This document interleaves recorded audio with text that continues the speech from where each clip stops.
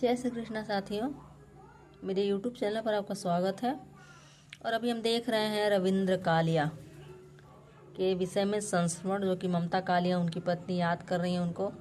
तो मैंने पढ़ा, दैनिक जागरण में निकला हुआ था, बहुत अच्छा लगा। तो हम लोग साहित्य के हम लोग विद्यार्थी हैं, तो आप लोग से शेयर करूँ। हो सकता हो आप लोग न्यूज़पेपर न पढ़ते हो, जो पढ़ते हैं उनके लिए कोई बात नहीं।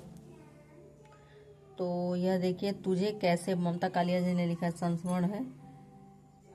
तुझे कैसे भूल जाऊं। लेखक का जीवन अलग होता है, दुनिया से जाने तक उसके हाथ से लेखनी नहीं छूटती है। कथाकार रविंद्र कालिया का जीवन ऐसा ही रहा। वह अपने जन्मदिन पर कहानी जरूर लिखते थे। अस्पताल से उठकर सीधे कहानी लिखने का हट कर बैठते। रविंद्र कालिया की जन्म जयंती पर उनकी संगिनी और प्रख्यात कथाकार द्वारा लिखा गया भावपूर्ण संस्मरणात्मक आलेख। 11 नवंबर को उनका जन्म हुआ 1938 में। 9 जनवरी 2016 को उनकी मृत्यु हो गई। तो पढ़ते हैं हम लोग भी ममता कालिया जी का लिखा हुआ, मेरे जुबान से सुनते हैं। तो यह 11 नवंबर, आज रविंद्र कालिया जी की सालगिरह है। वे इस दिन सुबह चाय सिगरेट के बाद नहा धोकर झकाझक खादी का कुर्ता पैजामा धारण कर तैयार हो जाते। गोभी या आलू का पराठा दही के साथ खाते और अपने कमरे में क्लिपबोर्ड में नए कागज लगाते। काला कलम चुनते और घोषित कर देते, कोई मुझे डिस्टर्ब न करे, कहानी लिखूंगा।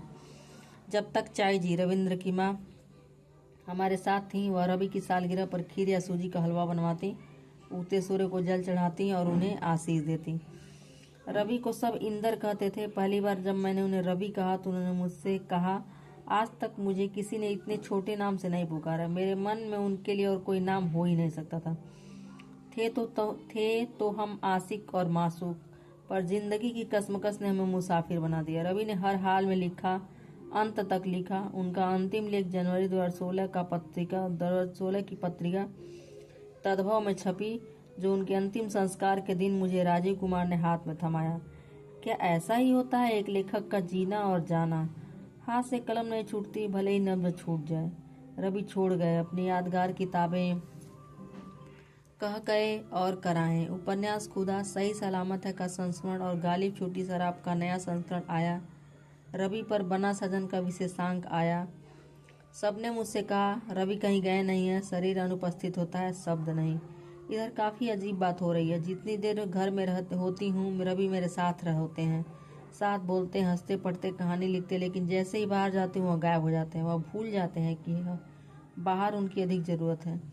इस दिल्ली में न सड़क पार करना आसान है, न घर पहुंचना। मन ही मन उन्हें शिकायत भेजती हूँ कि इस उजाड़ में घर लेने की क्या जरूरत थी। याद आती है 2011 की उनकी सालगिरह। उनके कैंसर की पुष्टि हो गई थी। उनकी पोर्टल वेन अवरुद्ध थी। विकिरण सर्जरी होनी थी। 2 नवंबर मेरे जन्मदिन से 11 नवंबर अपने जन्मदिन तक रवि अपोलो अस्पताल में रेडियो सर्जरी से गुजरे। 11 नवंबर 2011 को अस्पताल से छुट्टी मिली।